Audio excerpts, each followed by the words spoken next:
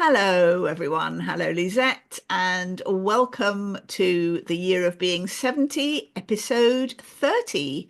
Can you believe it's 30. 30? It's our 30th conversation. So, I am Lucy McCarraher. I am in the UK, in Norfolk. Lisette Schoutemaker is in Amsterdam, in the Netherlands, obviously. And we have known each other since we were 7 years old. Our mothers were best friends. And we have, at the age of 70, we've decided to have a chat every week to unpick what it's like being 70, having known each other all this time, where we've been, what we've been through, and where we are now and where we're going. So, what are we going to talk about this week, Lisette? Well, I thought I was in a conversation with actually a younger woman, and I noticed she was very nostalgic. And so I wondered about nostalgia, what that is, and it actually I feel, are you nostalgic? I can be nostalgic, but I suppose in a way I try not to be. I don't want to um I don't want to kind of get into a regretful kind of I miss this stuff kind of attitude, I suppose, because maybe I just don't want the pain of that. So yeah, Hmm. I mean, certainly there are some things I'm nostalgic about, but Like what? Like what? what kind of childhoody sorts of things? It's not like I wish it was like that now. I wish things hadn't changed. I just, there's just a kind of pleasure, I suppose, in looking back and kind of re-imbuing yourself in the atmosphere and the feelings and the experiences that you're never going to live again and will never come again for us. Yeah. And I try to I try to think of nostalgia as a pleasant thing rather than, something that makes you grumpy, perhaps. Yeah, but I think that's a good distinction to kind of look back. And I look back at my childhood when, of course, things were simpler. It was simpler because I didn't see the complexity. I'm sure things were very complex at the time in a different way from now that we are so, internationally connected and dependent upon, bits flying through fiberglass cables on the ocean floor. But Exactly. I like that to think back and kind of feel that feeling of maybe being, protected or yeah, things being calmer in a way, but not wanting it back, not No. glorifying a past, at the expense of the present or the future. Yes, yes. I mean, there used to be here. There used to be well, there was a kind of matched pair of TV series called one was called Grumpy Old Men and one was called Grumpy Old Women. And it would have a panel of I think four people per episode who were probably probably younger than us mostly anyway, not that old. We But thought they were old, grumpy old men, grumpy old women. Yeah, yeah, yeah, no. they're kind of, they were humorously kind of talking about, the things that annoyed them. And they were often things like, when I was young, it was like this, and it was much better than it is now. Sometimes it's just, the way things are now. But what makes you grumpy? And I just, do you think that we at 70 now qualify as being grumpy old women? Are we allowed to be grumpy old women? Is that something that we can kind of take? Is that something quite pleasurable? Do older people enjoy being grumpy, do you think? Yes, maybe it is like a not so secret pleasure. Well, I try very much not to be a grumpy old woman and not to go about and say, in my time, when I was your age, it happens, it slips out occasionally, but then more, I hope, in a sort of kind of comparison to how things are now. But I am grumpy about some things, and I'm not sure whether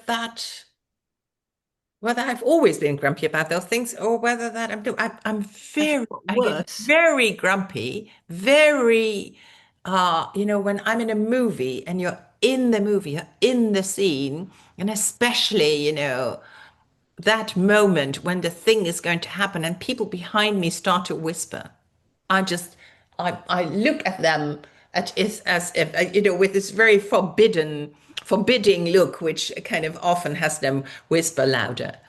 Or, I was going to say, does it work? well, the other day I was on my bicycle here, and in Holland we have, pedestrian path and bicycle path, and bicycle paths are red these days, so they're easily distinguishable. Not everybody knows that, not all the tourists know. So there were three boys coming there, and I was ringing my bell. Something is really for grumpy old women. Grumpy old people in general, the bell is a very good outlet of comfort, and you can, ring it in different ways. And I was pointing, when I was overtaken, I was pointing at them like that. So that's the pedestrian, and this is the bike.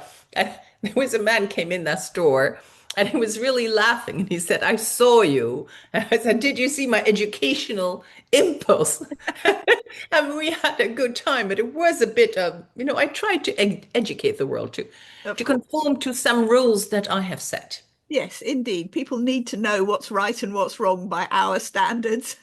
Absolutely. I mean, I'm Yeah. like that in a car. I drive a lot. So yes, I'm sort of, I mean, I tend not to actually um, point to people and kind of, or I certainly don't make, hand gestures like a lot of people do when they're annoyed with other drivers. But I do talk to them in the privacy of my own car or shout at them and tell them they're idiots or worse. Yeah. And yes, I get, yeah, I think there are studies that something happens when we're in a car and we want to go fast, and we kind of, all the other people are kind of in our way and inept drivers, and why do they go so slowly, or why do they cut right across? I would never do that. There's of course some kind of the self-righteousness there too. Yes, well, for me, it's to some extent the other way round because I have to say I have had an awful lot of speeding tickets.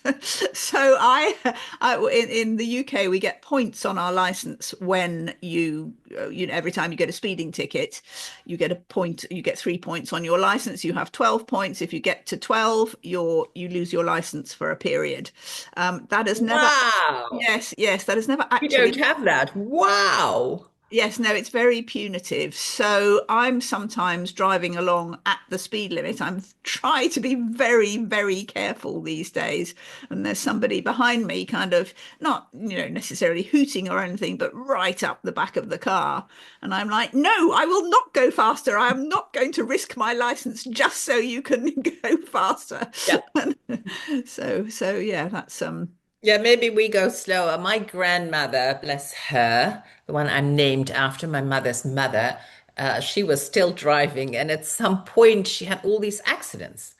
And people would drive up, bump into her from behind, and she didn't understand. But it's also, she was kind of slowing down, but also when she wanted to kind of go onto the road. This is why my English fails a bit. Go onto the road, she would go and then stop, and then the other person would kind of just count on her going because there was absolutely no other. So that's always kind of like, oh yeah, you sometimes do become slower. I think where I trigger other people is through my self-righteousness and through yeah, upholding all those rules and standards that I think ought to be everybody's. But also, since I don't own a car, but I'm part of a car sharing system, and they also have electric cars. And when you drive an electric car, you see exactly how you can earn more kilometers, more miles in your case, by going just a little bit slower. oh, I And see. and so that now kind of ties over to me drive when I'm still in a petrol car, or like when I'm a little under 100 kilometers an hour, which is the speed limit many places, I actually save a lot of fuel, a lot of energy. So I come from this very, I'm a better citizen because I drive slower, and I conserve energy while, Yeah. well, adding two greenhouse gases in the meantime. But yeah, Yes, that's an interesting one. How we got onto vehicles and rules. What else? I've noticed that there are a lot of people who complain, actually mostly sort of comedians who do a kind of, there's sort of a lot of comedians in the UK do a kind of, what makes me grumpy kind of shtick as part of their routines. And a lot of people seem to be very irritated by people who walk slowly on pavements and get in, kind of meander along. And that is quite annoying. I find that quite tiresome. And I don't know. I mean, I wonder, did people walk, is this just a figment of our imagination? But when we were younger, in earlier times, did people walk more purposively and faster and not? I suppose there is the issue of them looking at their phones. That certainly happens. That, I people. think looking at their phones and also tourism. Yeah, yeah, Tourists, yeah, I mean, they don't necessarily go somewhere. They just, in the city center of beautiful Amsterdam, they stroll along and admire the view, which is what we could do. But a sense of speed was instilled in me in my education. true. This is another topic, but I read somewhere long ago that in every family, there is things that bring you, say, the brownie points. That in some families it's being brainy, in some families being good at sports, being an athlete, and in other families it is, my family, it was certainly speed. Doing things faster was better.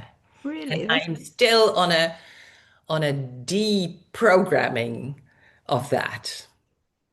that's so anything that you did had to be fast, getting your Everything had to be homework fast. done. Anything had to be fast. Eat fast, work fast, do Really? fast, do everything fast. And when I first, biked with Jos through Amsterdam, I would kind of slip through, the orange traffic light.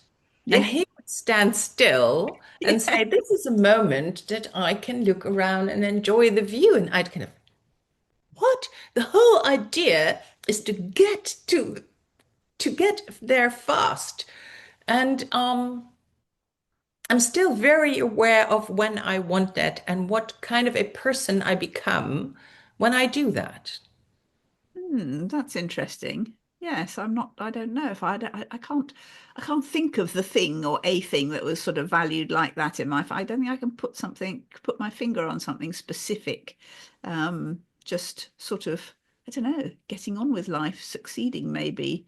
I don't know that we had anyway, yes. So Yeah, what, no, my mother, I mean, I can give examples. Maybe I've already given them. They're so funny. Like, my mother had people for dinner, and then people say, "Oh, this is really nice." And then my mother would say, "I cooked it in 20 minutes." You know? that Or was my the, father would come home late from the office and we'd already be at a dinner table. And then, we'd be at dessert. And then he was finished same time as we. that was hilarious. And then I once had dinner with Funny. my father with two of my friends. And we both, we had already finished our plate. Well, they were still at it. And he and I spoke about how when there's food in front of me, I just gobble it up immediately. I eat it very fast. And why? Because a dinner is also a moment of relaxation, of being together, of having a conversation. But I have not mastered the art of Eating and talking. slowly. No, no, and also it always gets cold if you leave it, too long, if you're eating a hot Yeah, meal. there's very good arguments for this. Perhaps we should, yeah, sort of instill a new kind of set of manners. Eat your food first and then we'll talk. And there was one national irritation in the Netherlands that we have solved. It is no longer there. What The on earth? main irritation of Dutch people was dog poo. Really? Right. It Yes. was the number one way up highest irritation point, and now people have the bags and you know take it away. So that was solved. I think that was probably true at some stage here as well, that yeah, there was too much dog poo around and then we got the Yeah, bins and the bags and if you yeah, had a dog and I was yes. yeah. Yes, yes, no, that's a thing. Things to be grumpy about. Yes, well, Yeah, no, sound and people who talk too loud. I sit here on my balcony And I was taught by my parents not to shout. Yes. You Oh, know, indeed. maybe in our own garden, but even in the house, keep your voice down. And and then there's children shouting, already already annoying. But then there's parents, shouting to their children. And I go like, how can they ever learn to keep their voice down if you are shouting to them? And I would want to start an educational program for them not to shout. So yeah. Sometimes as a parent, you have to shout. There's no Yeah, but way around. not here, really. Yeah, well, I'll sometimes, of course, defend if the parents a child bit almost here. falls in the water, but Hmm. otherwise, Well, yeah. I get very irritated, maybe these days, maybe it's a new thing, by people who talk too much. I find I know that there are people who think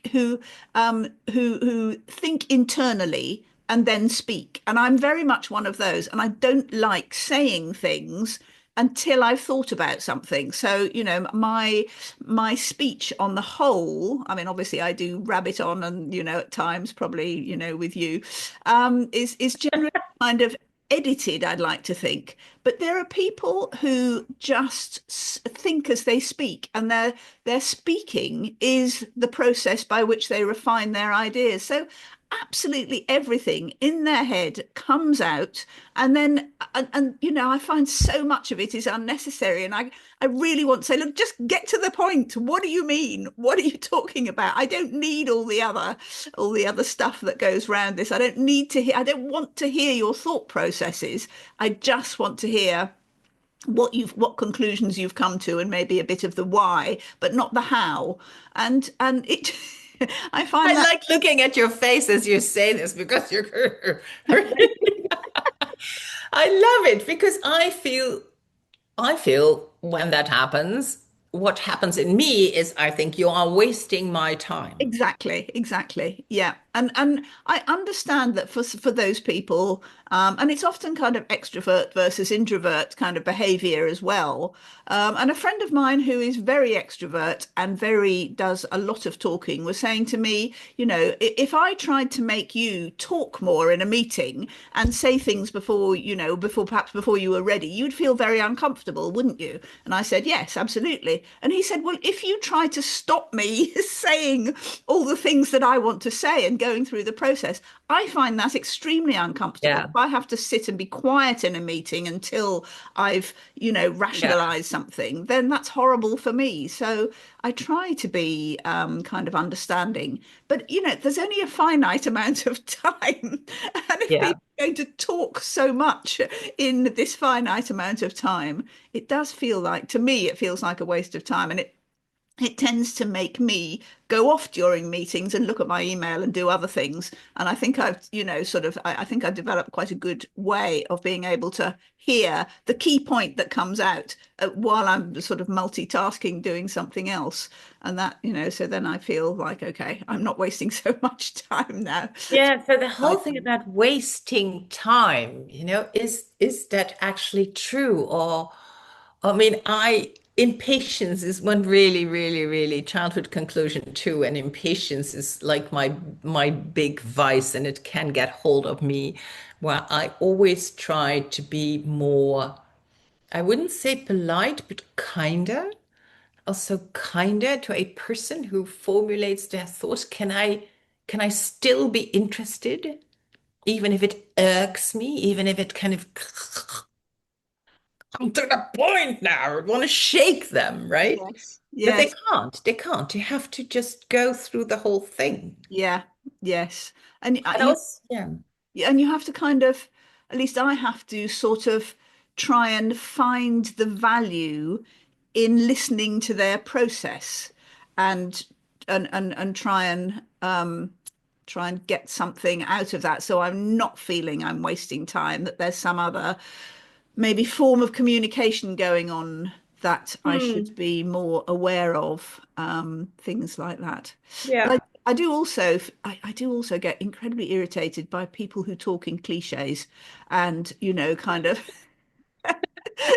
sort of haven't I mean, it's one thing to say, I wish people wouldn't do their thinking aloud, but that's better than not thinking at all. And I do find people who kind of just accept, the current sort of cliches. I mean, one of the ones I find dreadfully irritating, and I suspect you might not actually, is, oh, well, everything was meant to happen the way it has turned out. And so, it was all meant to be. That really irritates me for some reason. I think So why does it irritate you well, so? I think it's very easy for us, for example, in the Western world, to think, okay, that was meant to be. It wasn't quite the route I intended, but the outcome's been fine for me. So I can say, it was all meant to be. And then, you think about people who are in absolutely appalling situations and literally are dying because of these situations. And you think, you can't just say, it was all meant to be, it's all fine, settle down, just enjoy the outcome. That is not okay. There are things that are traumatic that last a lifetime. There are things that you actually die of, and saying it's all meant to be is just so exceedingly thoughtless, in my opinion, and Yes. limited in the context that you feel okay Hmm. saying that. So I do Qigong on Wednesdays, and we always finish with this Chinese Hao La. So one day I asked, what do we actually say?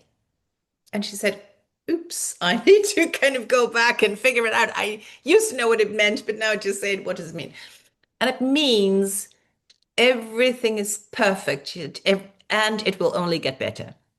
So everything is okay as it is, and it will get better. And I think, yeah, things are meant to be come out of a. I was just talking this morning about now the laws of or the principles of open space, and one is whatever happens is the only thing that could have, which has made me much more mild about how things turn out. We're all there, we're all trying our best. Maybe we're not, maybe we're trying to sabotage. Anyway, we are who we are, and then I fully accept what happens, and yet it can be better and it needs to be better. So I'm more in that. Yes, yes. I mean, that's more acceptable. That's a piece of rational thinking that I can accept as an attitude. It doesn't just like, oh, it's all fine, everything is where it's meant to be. There's more to it than that. Yeah. And I think when it is a cliche, it was meant to be, then, yeah.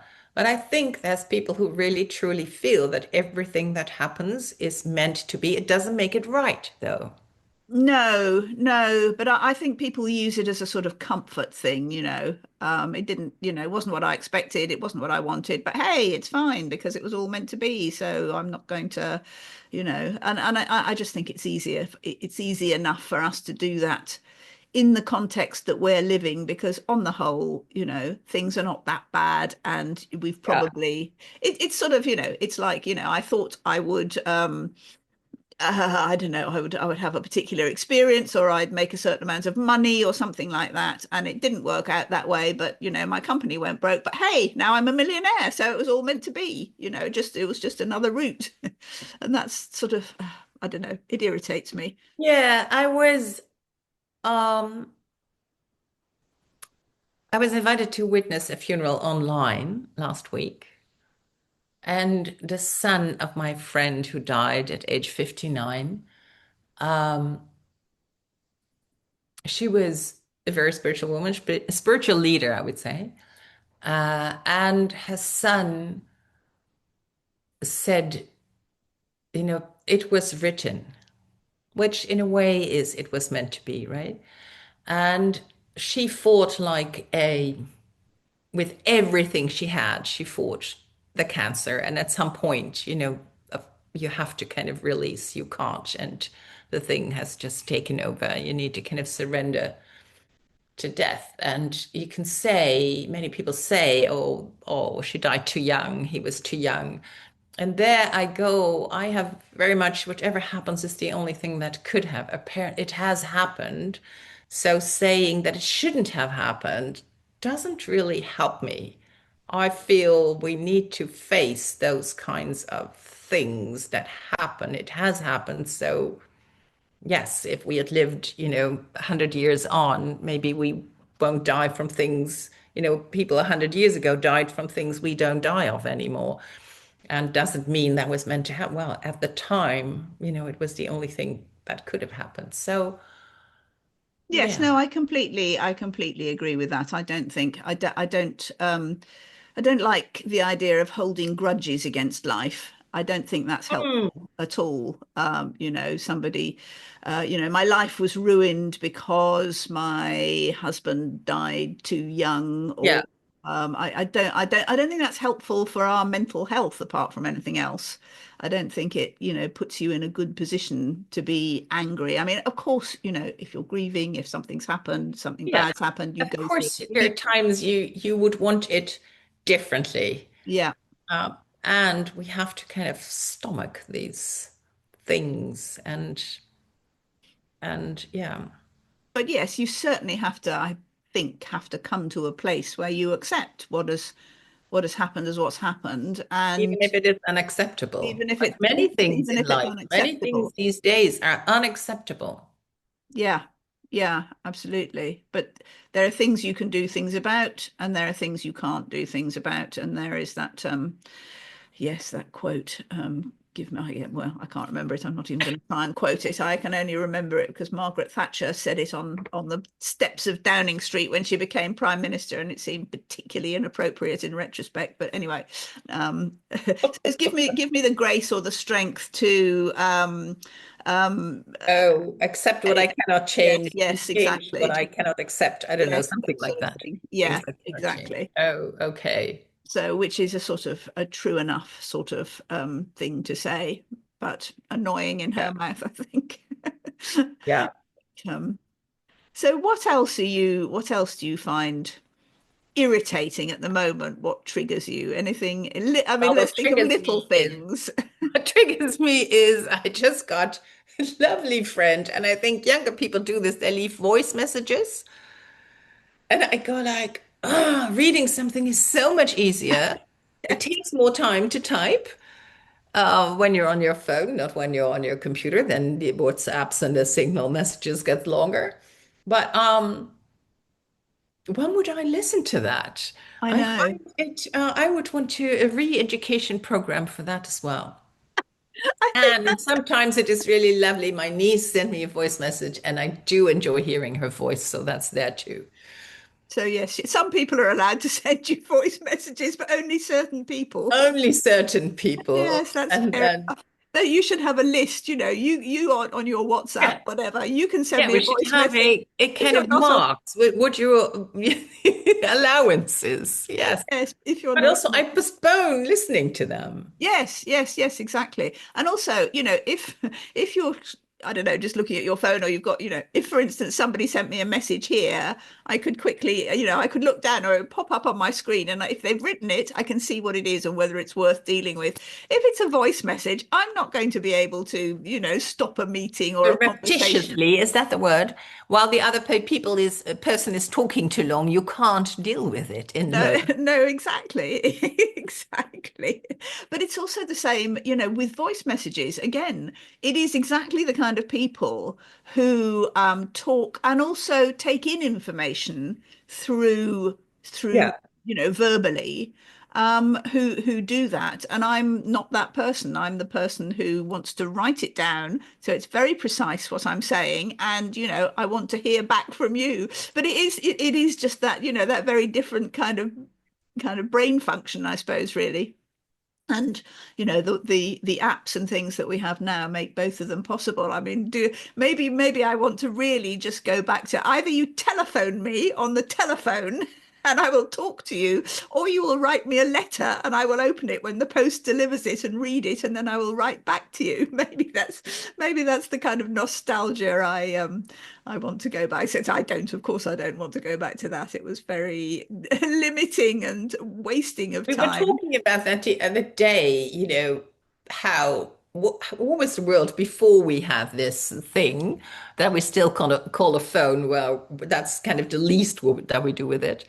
And And I remember kind of my phone was kind of part of my hand, and it could spend a whole day trying to get hold of someone. And and now, of course, you just type a message and then it's with them, right?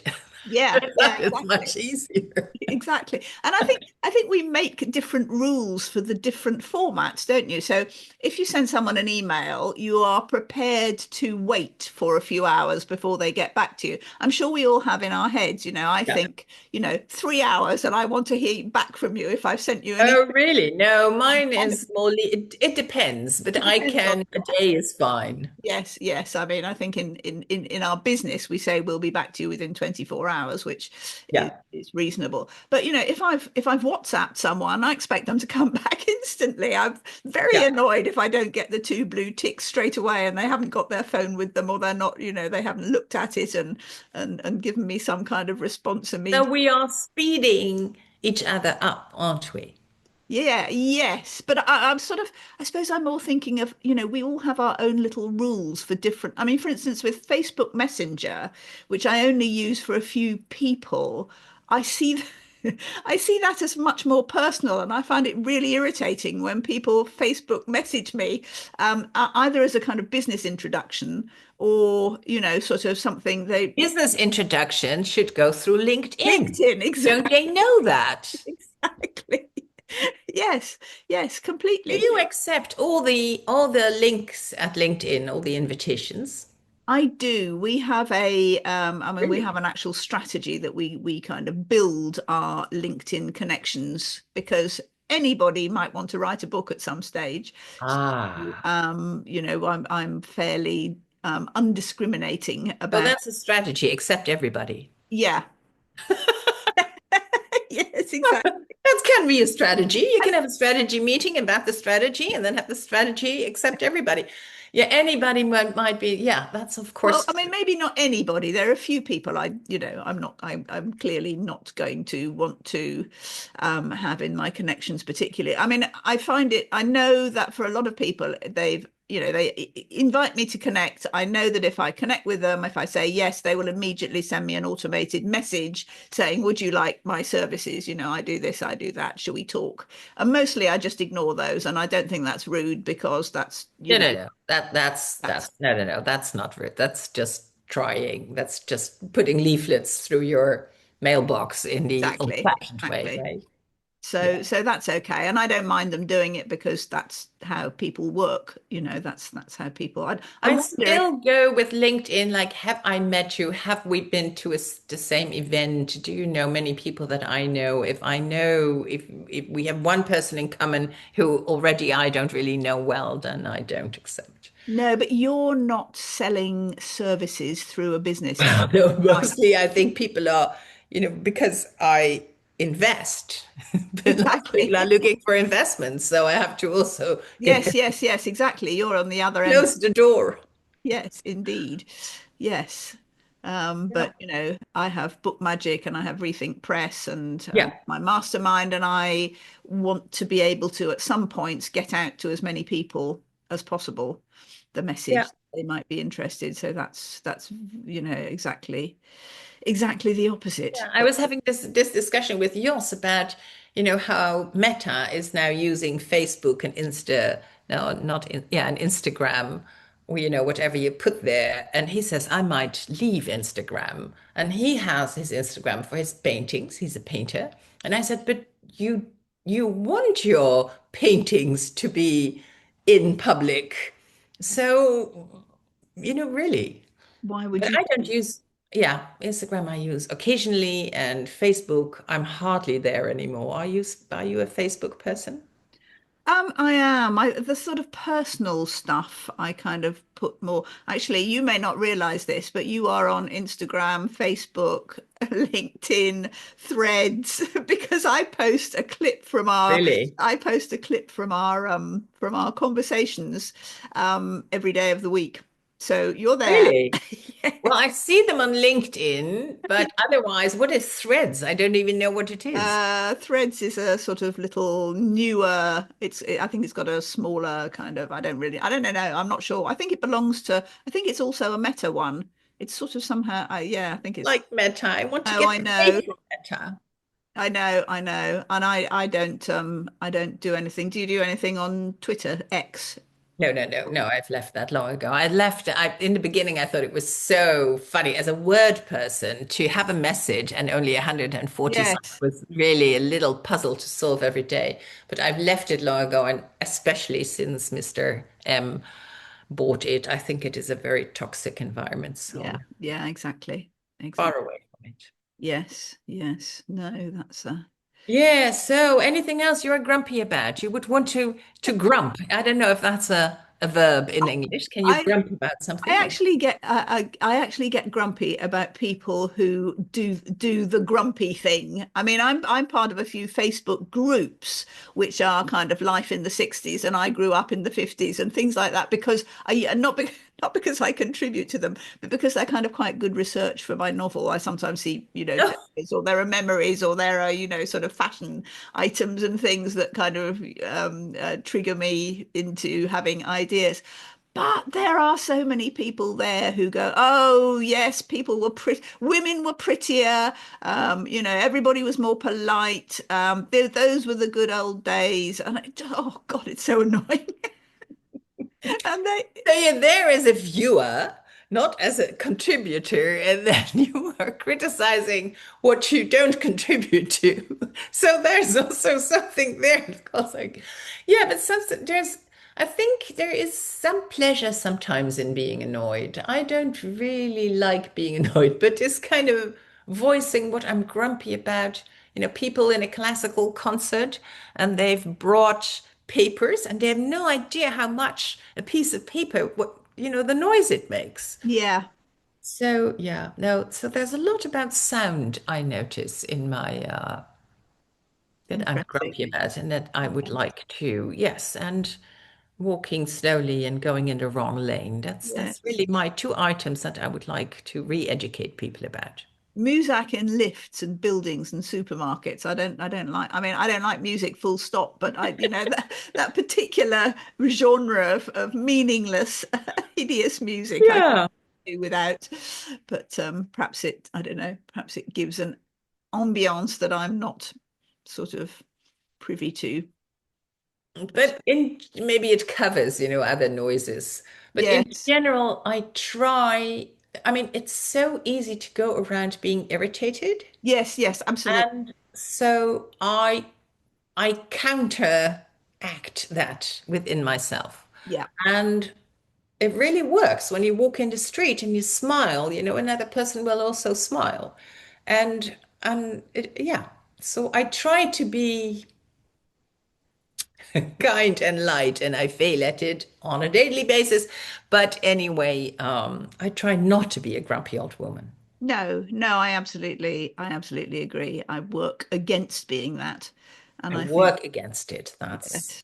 And I think it ages you as well. If you're just a grumpy all the time, and you allow yourself to feel irritated, it's quite aging. It stops you being open and learning yeah, and appreciating.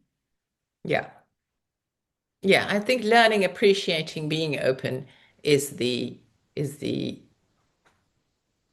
how can I say keeps you nourished and also kind of online with what's happening. Just Yes, yes, to yes, use that word, absolutely. part of what's happening. Yeah. A spectator. Yeah. Yes, exactly. Exactly.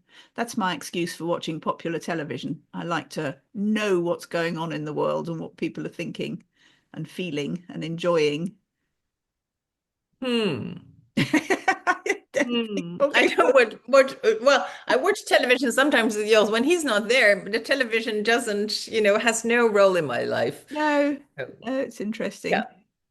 Yeah, no, but you have a purpose for it. Of course, as eldest daughters, we have a purpose for everything, right? We're just not wasting our time. Exactly. Yes, maybe that's what it's all about, not wasting time. Well, it's nice Well, to be a bit grumpy about things. Thank that was a you. freewheeling sort of discussion. Yeah. Well, I enjoyed it. I enjoyed being grumpy about the things that I was grumpy about and not being grumpy as well. Laugh a little about it too. Indeed. Make it humorous. Okay. Try not Okay, see you next week. See you next week. Try not to be grumpy in the meantime. Bye.